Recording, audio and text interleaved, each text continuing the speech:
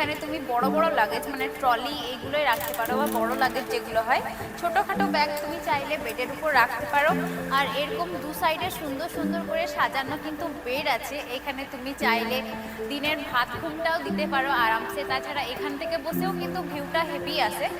আর সব বেডগুলোই কিন্তু বেশ বড় সড়ো আছে, মানে একসাথে 4-5 জন করেও আরামসে থাকা যায়। আর এরকম দেখো 6টা বেড কিন্তু এখানে রয়েছে। এনারা তো বেডের উপরে ট্রলি রেখে দিয়েছে।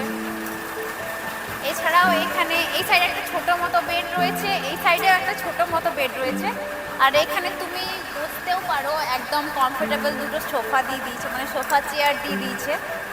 আর আরেকটা মেন জিনিস, অনেকেই কিন্তু মোটে এসে চেঞ্জ করতে চায়, যেহেতু সারাদিন এখানে থাকছে, তো একটা ড্রেসে অনেকেই থাকতে চায় না, 2-3টে ড্রেস চেঞ্জ করতে চায় বা হালকা মেকআপের জন্য টাচ আপ করতে চায়, তার জন্য এখানে চেঞ্জিং রুম আছে। আর এই সাইডটা হলো মোটের কিচেন। তো